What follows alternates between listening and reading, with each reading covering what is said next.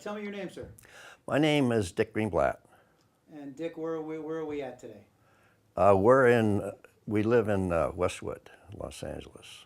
Appreciate your time. Tell me the first time you met Ed Ramsey. I first met Ed Ramsey about either December '59 or January, change that, '58 to '59. December '58 or January '59. And where did you meet him at? That was in Tokyo. And were you guys I met him in Tokyo. were you guys working together? Sure. No, we weren't working together. I was doing one thing and he was doing another thing. Where did you guys meet for the first time? I met Ed in Tokyo because I knew he was coming. I had arrived to Tokyo maybe September of '58, and Ed arrived just around the New Year. I think it was right after New Year's. And he was assigned as the first vice president of Hughes Aircraft International Service Company to set up an office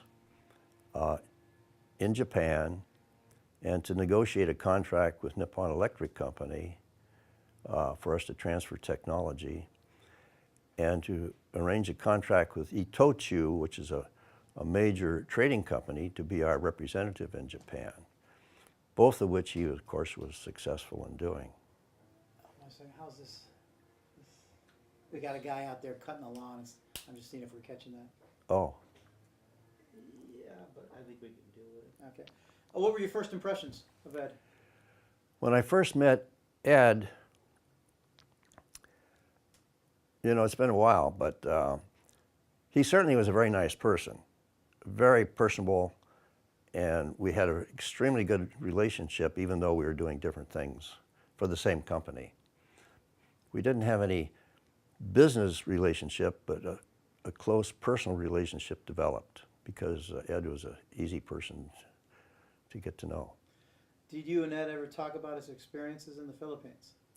Ed and I spent time talking about his experiences in the Philippines because at that time it had only been a dozen years since he'd left the Philippines. Actually, he stayed there longer than the end of the war, but the war is still on his mind. We talked about it quite a bit. Yeah, and that's something we wanted to allude to. What do you think allowed Ed to live in Japan, especially after what he had done for those 3.5 years in the Philippines? Well, the reason Ed went to Japan is because he was sent there, and the company rightfully thought, since he had been in the Philippines and had a really good relationship there, that he would be a perfect fit. Also, he was in contracts at Hughes Aircraft Company, and that was another perfect fit for them. But as far as Ed was concerned, he never showed any animosity. In fact, he met one of the senior members of Itochu Trading Company, who had been one of the persons that on, I think, General Baba's staff who were looking for him in the Philippines. They were trying to kill him. But Ed didn't think about that for very long, and they became very close friends too. Did you know about Ed Ramsey's adventures, his background when you met him? Had you heard anything about it? When I first met Ed, I didn't know anything about his background. I learned it through Ed. And we were speaking to Rabbi Cooper about Ed, and he told us about an incident in Japan where the commander in charge of capturing Ed bowed to his respect. Do you recall any times in Japan where Ed's experiences fighting and evading capture in the Philippines was acknowledged by the Japanese? When all the discussions that I had with Ed about that subject, the idea of the Japanese recognizing that they had tried to capture him during the war didn't come up. Talk about Ed's ability to successfully interact with the Japanese in business. Ed's ability to interact with the Japanese was very strong and very positive. He was sent over to have a certain mission, and the Japanese wanted the best deal they could get out of their relationship with Hughes Aircraft, which they respected as a company very much. But of course, there was very strong business negotiations that went on for some time. Ed was always very patient, never complained about how that was going, and finally succeeded in having two good relationships, one with NEC, Nippon Electric Company, and one with Itochu, the trading company. There's a picture behind you with you and Ed and several other gentlemen. Tell me about that day and tell me about the work relationship that you and Ed had. Ed and I, during those years that he and I were there together, had many meetings, but I wasn't necessarily involved in the details of what he was doing, nor was he involved in what I was doing. But I did share some of the meetings with him, particularly with Nippon Aviatronics Company Limited, NACL, which is a joint venture between Hughes Aircraft and NEC, which he arranged. And the photograph behind me shows many of the people involved in that NACL. I think it was the first, probably the ceremony inaugurating NACL as a company jointly owned by Hughes and NEC. Did you and Ed become very friendly in overseas, or did that relationship maybe blossom more over here in the States? Ed and I, for the years that we were there together, which is about from, let's say, 59, 60, 61, 62, and I left in the end of 62, and Ed remained for another year or two. We were very close personally. In fact, my first date with my now wife, I took to Ed's home to introduce her to Ed's family. Why were you guys so friendly? Why did you guys become such good friends? The reason Ed and I are so friendly is, one is he is very easy to be a friend with. And also, I was the only other person in the world that understood what he was trying to attempt, at least in Japan, because the Japanese were all on one side against Ed. And although we didn't talk business a lot, I was there to be his friend, and he felt good about that.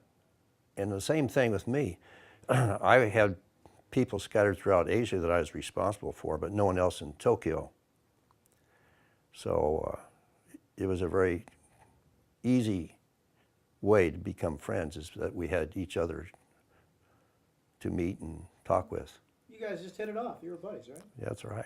That's good. We talked about this a little bit earlier, but tell us about Ed shared with you regarding his relationship to the Philippine guerrillas and the troops that he fought with, about his efforts in Congress to help get them paid. Okay. Much of Ed was very interested in helping the Philippine scouts that worked with him during the war. And the time that he spent most energy in trying to get the support of Congress, for instance, in giving them what had been promised them but hadn't been given to them, was after he came back to America. And I, of course, continued to know Ed after he came back to America. And he went to Congress many times to plead on their behalf. How did that progress? Did he have success with that? Do you know?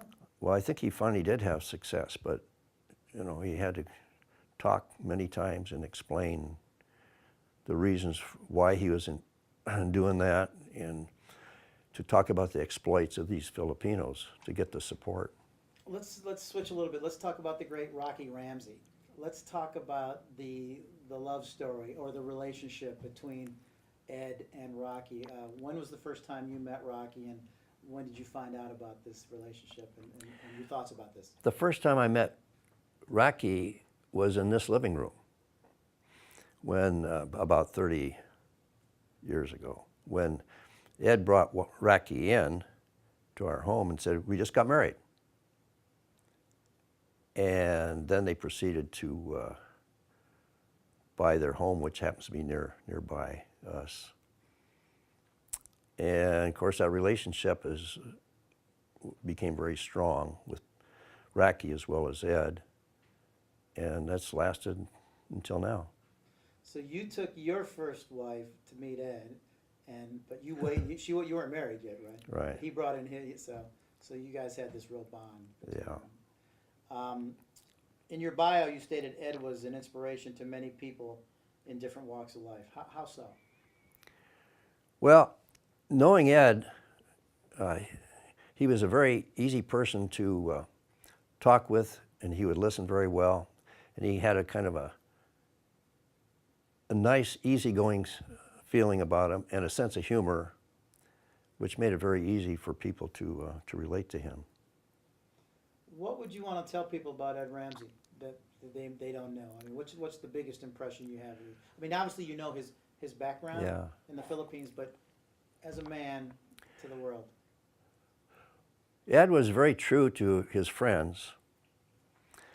In fact, when I came back from Japan to America, I stayed here a couple of years, and I was asked to go back to Japan. And one of the reasons I was asked to go back to Japan with a different role is because Ed recommended me to Hughes Aircraft Company. And that's basically how I got back to Japan the second time, where I spent another 8 years there. Of course, that time Ed had left Japan. He was here in America. Give me a good Ed Ramsey story. What's your favorite Ed Ramsey story? Well, I didn't think about. Let me think about that before. One that you can Yeah, tell. one I can tell. Yeah. Well, everything I know about Ed, I could tell. It was all PG-13, everything.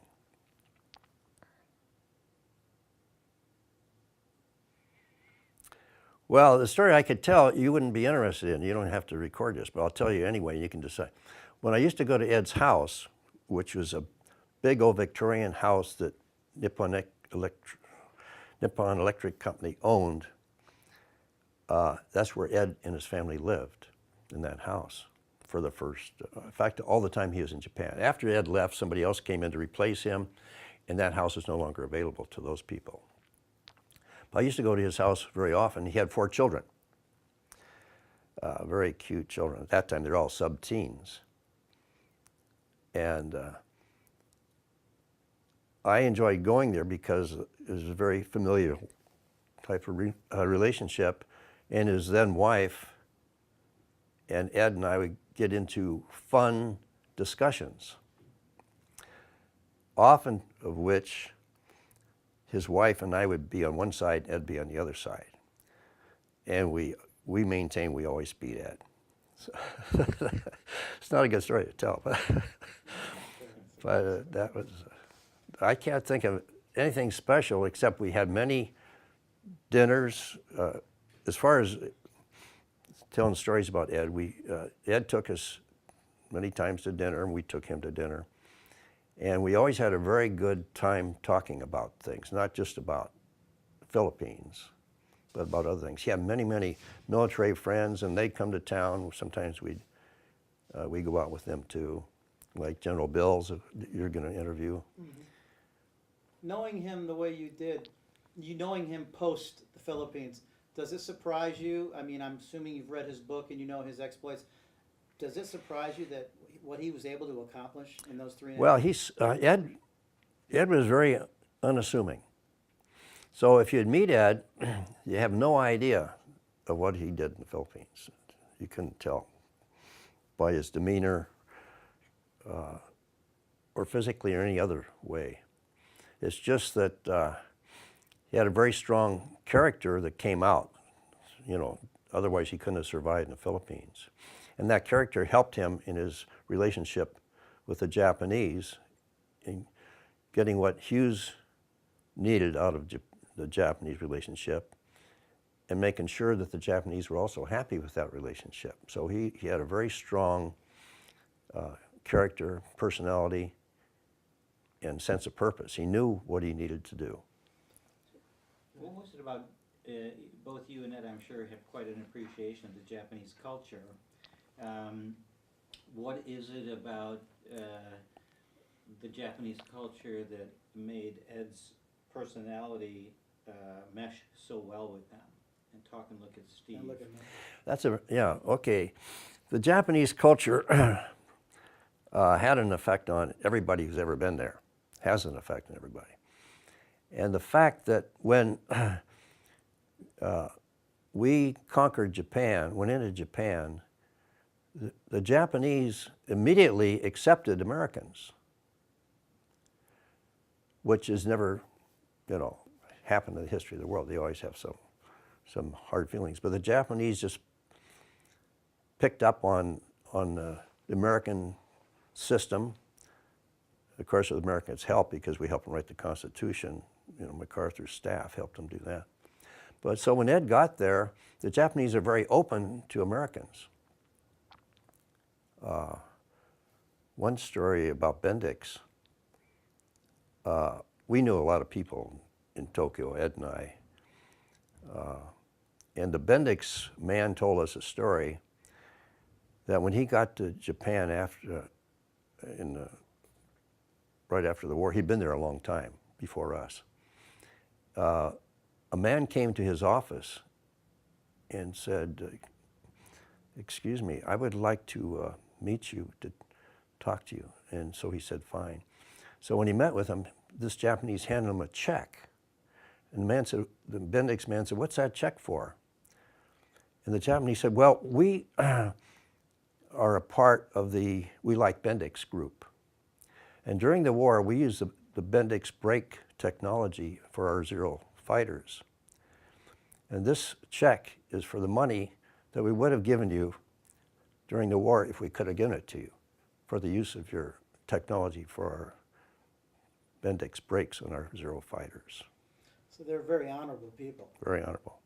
So that was a good story and made Ed's job easier to work with them because That's an amazing story. they were very open. I wonder how that jives with the kind of behavior of the Japanese in the war, where they were pretty unspeakable. Different world, different world. You've got a very good point. That's a different world. Mm-hmm. What they did is because they were told to do it, and like Hitler told his troops, just die, don't do any retreating. But the Germans didn't do that, but the Japanese would do that. And even though the emperor didn't tell them to do that, they decided for the emperor's sake they're going to die. And that's a whole different world. It's unexplainable unless you're Japanese. You got a pretty heavy mower there, but Yeah. Let's just take a little pause. Yeah, let's take a break. A house in Brentwood with his first wife, and then they got divorced. And then he went to live with another Hughes friend in an apartment. And then, so he knew this area very well. The apartment was just up the hills here. And when he married Racky, I think they just decided this is a good place to live. You miss him? Ed? Yeah. Oh yeah, of course. Yeah. What do you miss most about him? Tell Steve. Well, I can tell you a story about Ed. He used to work out at the Y in the mornings in a male stretching class. And because I was always going to the Y too, but I go in the afternoon when I do my weights. He invited me to come to this class because there's about 7 or 8 men of Ed's age that did this together. And they had a great relationship. And after their stretching class, they would proceed to go to Dolores restaurant on Santa Monica Boulevard, where they would all order coffee, and a breakfast roll was about that big as a pumpkin,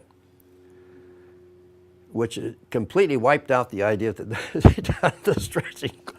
But they did that every time they went to the stretching class. And I went there once, and I said, that's really a lot of fun, because they just talked and joked and had a great time. Of course, they've all passed by now. Didn't affect his longevity, right? Didn't affect his longevity. Maybe that's the secret. Maybe the Dolores roll is the way. I've been. Is that place still? No, it closed. Finally, it's too bad. It was a great Yeah, I old went in there a 50s few- place. Yeah, I went in there a few times. The Japan Times was one of the companies that made English newspapers. There's 4 newspapers in Japan that publish English editions. So I used to take the Japan Times. And there's an article in the Japan Times, letter to the editor. And this person said, I've been in Japan 2 weeks ago. I was there for a week, and I love Japan. It was just amazing. Everything was so great, clean, and people are so friendly. And he signed it. But 2 weeks later, there's a letter to the editor in the Japan Times. It said, I read with interest what this man said about the Japanese, but let me tell you, I've been in Japan for 2 months on business, and it isn't what he said at all.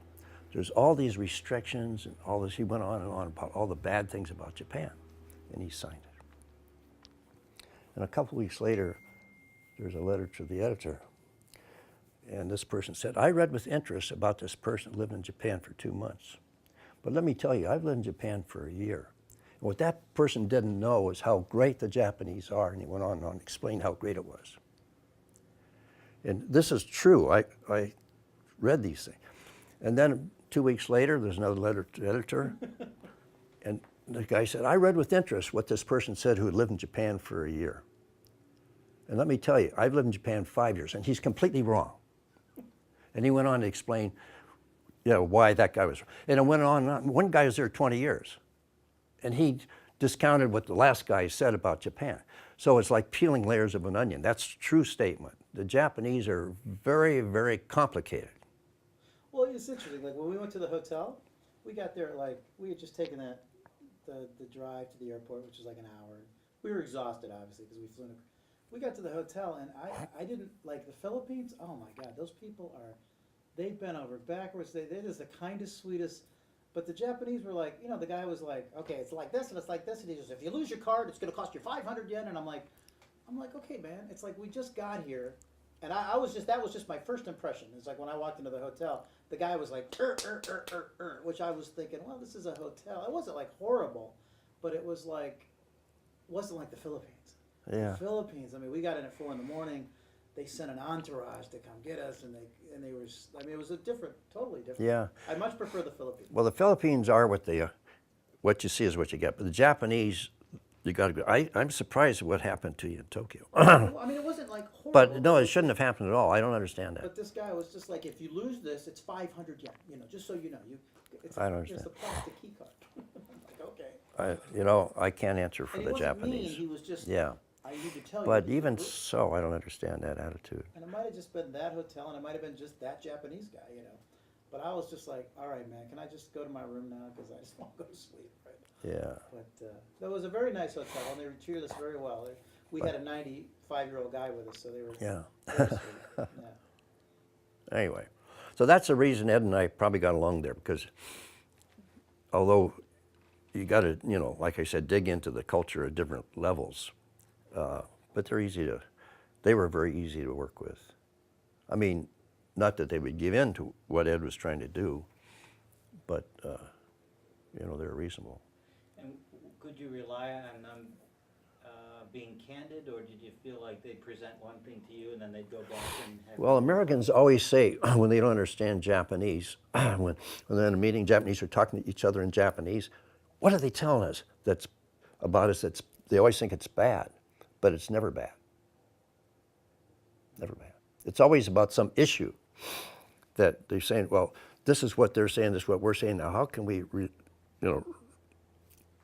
work that out? That's what they're talking about. But Americans always think defensively when they don't understand what's going on, but it's never the case, in my experience. What do you think some of the qualities of the Japan culture that America would do well to embrace? Well,